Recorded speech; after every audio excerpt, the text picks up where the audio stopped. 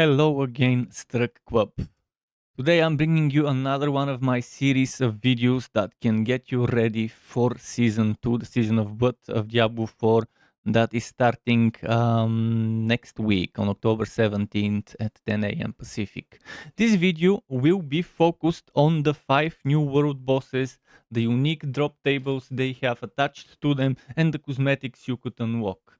So if you were looking for some new stuff to do after reaching max level, which apparently would be faster this season, this video would be for you. If you're thinking, is this going to be enough as an additional endgame activity on top of nightmare dungeons and the rest of the stuff, or do you need more? Now, before that, quickly, as with the other videos, a quick overview of what the Season of Blood is. Stepping out from the shadows that once obscured them, the Dark Master's Bloodseekers swoop in to prey upon unsuspecting mortals.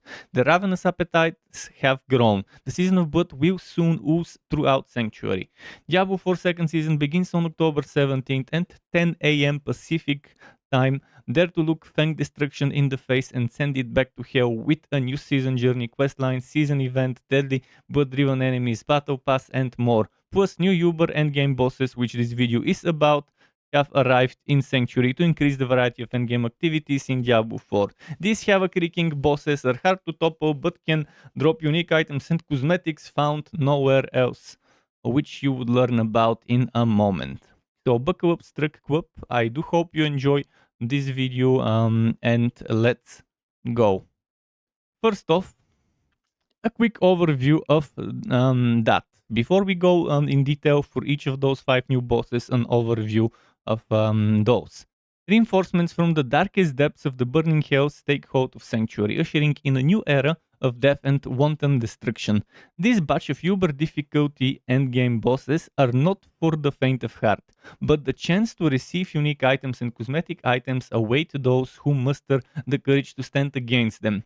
Each boss has a variety of unique items they can drop, with some of those being exclusive to only that boss. The same goes for the special cosmetic items they can potentially drop. You can test your hand at slaying these unsightly abominations in the Eternal or Seasonal realms, starting in World Tier 3, with even more intense encounters awaiting you in World Tier 4. These foes will only grant you an audience on their terms. Next up, I'll talk about each of the bosses and the requirements to encounter them one by one, as well as their respective unique loot drop tables, plus the cosmetics you can earn from defeating them. To start off, there is Grigoire, the Galvanic Saint, which is a World Tier 3 and 4 boss fight. You must gather enough living steel from the tortured offering in Helltide. In addition to unique items that can only drop from Grigoire, you also have a chance to receive the Demonbringer Mount Armor cosmetic. What is good to know is that in terms of unique items, the unique drop table that is attached to this boss, if you want to focus farm, then are as follows. For Sorcerer, Staff of Wham Essen, Iceheart Bryce, and the Gloves of the Illuminator. For Barbarian, Ramawadnis Magnum Opus, Rage of Harugat, Ancient's Oath, Battle Trance, and the Butcher's Cleaver. For the Rogue, there's the Word of Hakan or Hakan, then Grasp of Shadow and Wind Force. For the Druid, we have Insatiable Fury, Hunter Zenith, Waxing Gibbous, and the Butcher's Cleaver.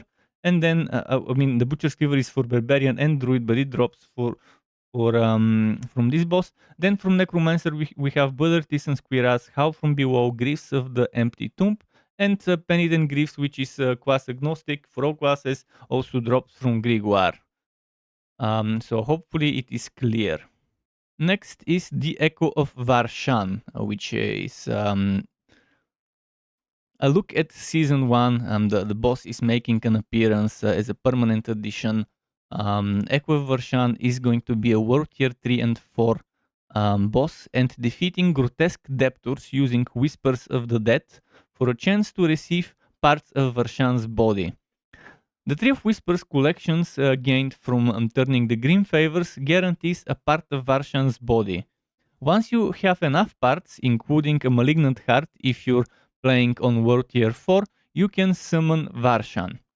The Malignant Heart that drops cannot be socketed and is a consumable item, and it's used solely to summon Varshan. It is different from the heart that dropped in Season of the Malignant. Makes you wonder why they would use the same name and cause confusion. It could have been just the Heart of Varshan or something like that as a name. The Flesh Welt Rot Trophy has a chance to drop from this boss in addition to unique items that can only drop from Varshan. And those unique items are: for the Sork we have Staff of Endless Rage, Essus Hair Womb, and Raiment of the Infinite. For Barbarian we have Fields of Crimson, 100,000 Steps, Gore's Devastating Grips. For Rogue we have Condemnation, Ice in the Dark, and Sky Hunter.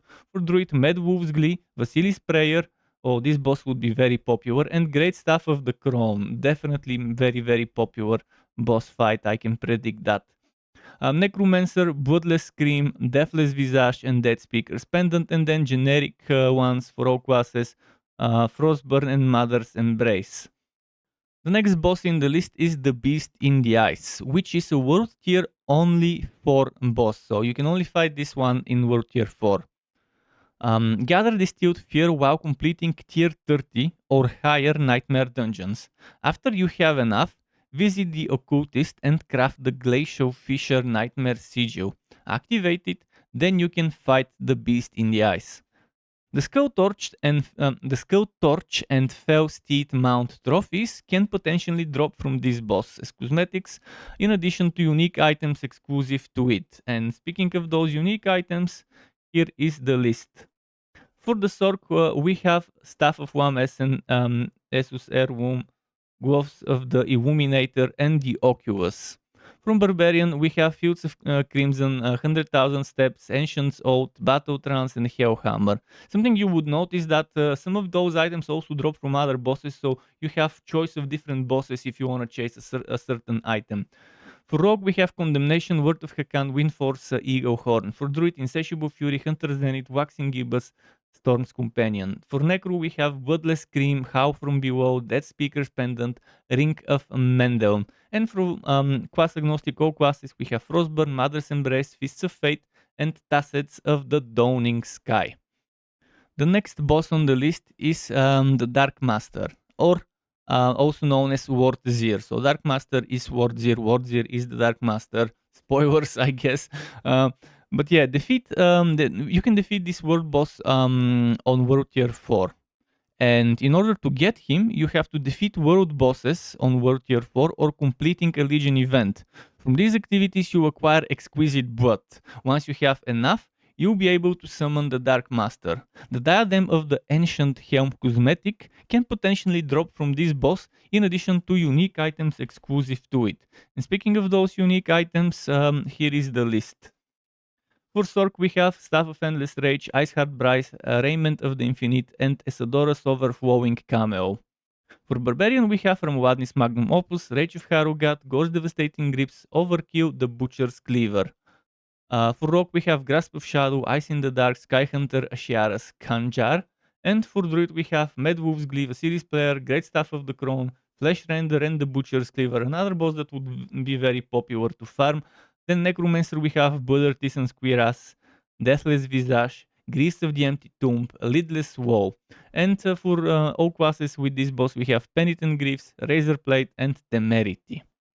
And finally, we have Duriel, the Echo of Duriel, which is again another World Tier 4 only boss fight.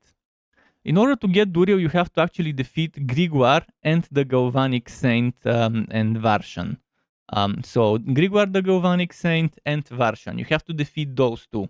By defeating Grigoire the Galvanic Saint and the Echo of Varshan in World Tier 4, you would be able to collect Mucus Slick X and Shards of Agony. Mucus Slick X from one of them, Shards of Agony from the other. Once you have enough, you'll be able to summon the Word of Pain Duriel, or its echo at least. Out of this group of bosses, Duriel is the only one who has a chance to drop Uber unique items. The smoldering brim, and that's not increased chance to drop them, but chance in general to draw them. So if you're after uber unique items with the others, don't get your hopes up. You need to do Duriel for those. The smoldering brimstone mount can also potentially drop from this boss. And regarding the drop tables, let's have a look at them. For Sork, we have Flame Scar and Blue Rose. For Barbarian, we have Azure Rat, Tusk Helm of Joritz the Mighty. For Rogue, we have Cow of the Nameless, Scoundrels, Leathers. And for Druid, we have Tempest Roar and Dome and Stone.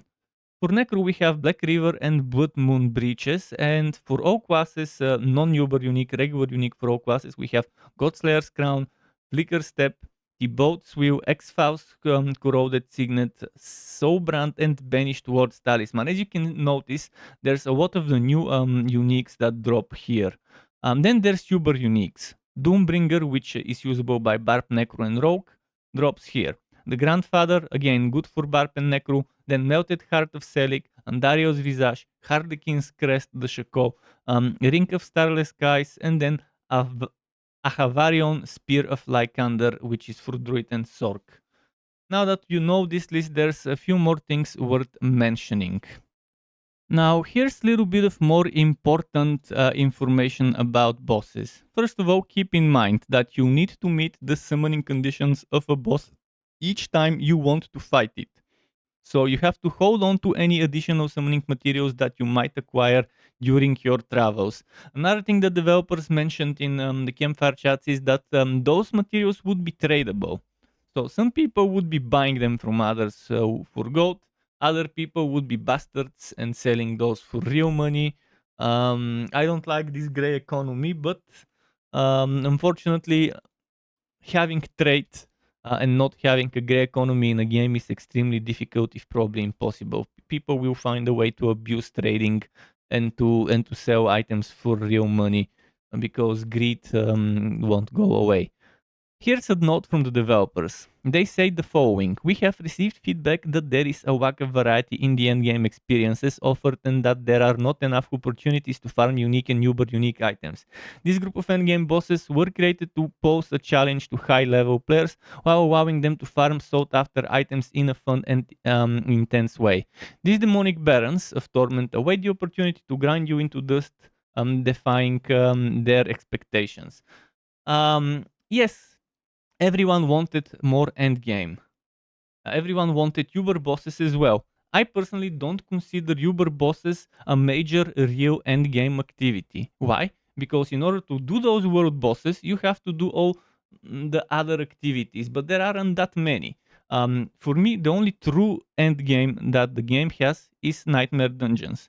I don't consider Hell Tides Legion events and the bounties, the whispers, through real end game mode. I consider them something on the side you can do, and now you're forced into doing those things. You might have to do content you don't like doing now in order to summon a boss that is needed to summon Duriel and stuff like that.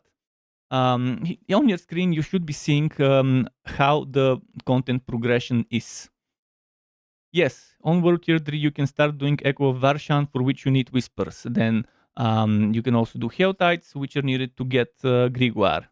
Then starting with World Tier 4, there's also Nightmare Dungeons you can do after certain tiers to get the Beast in the Eyes. And then there's also World Bosses, the regular World Bosses and Legion events, which have some improvements to them to get World Zir. But if you want Duriel, you have to do Hell Tides to get Grigoire, you have to do Whispers to get Echoes of Varshan. And again, that's just 5 boss fights. That's not a real endgame. Yes, that's Uber bosses, boss, you can't even call it boss rushes because there's conditions.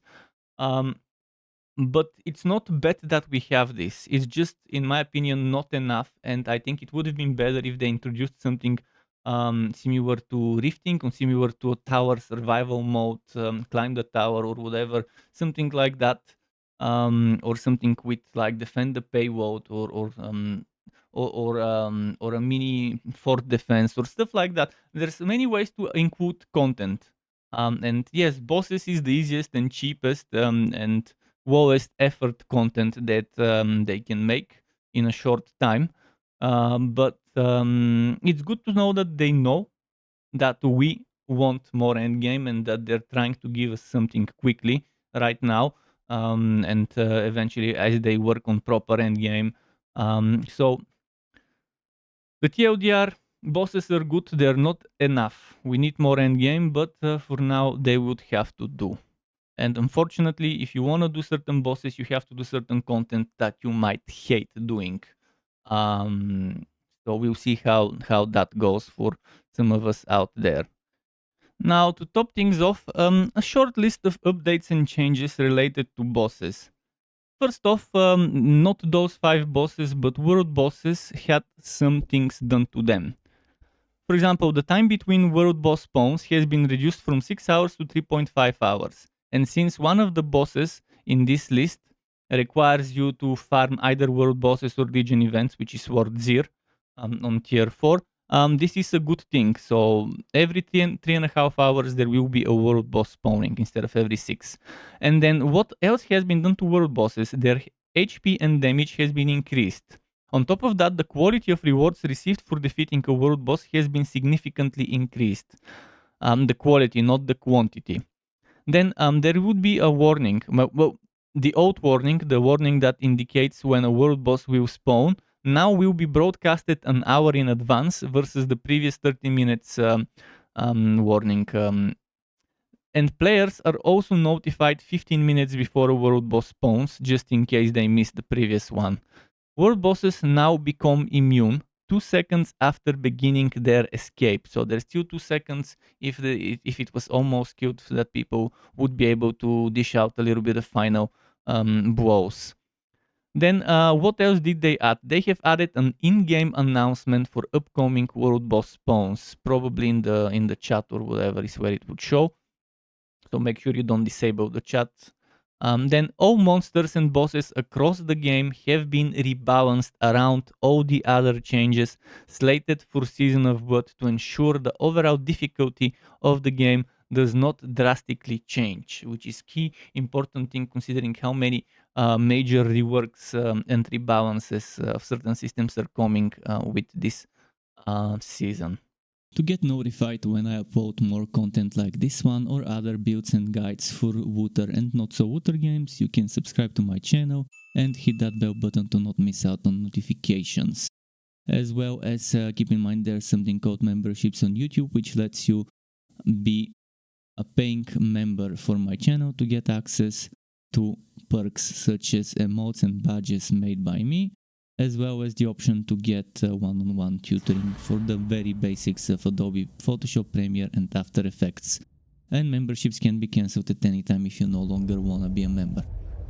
Thanks for watching all the way until the end, Struck Web. Keep it cool until next time and goodbye.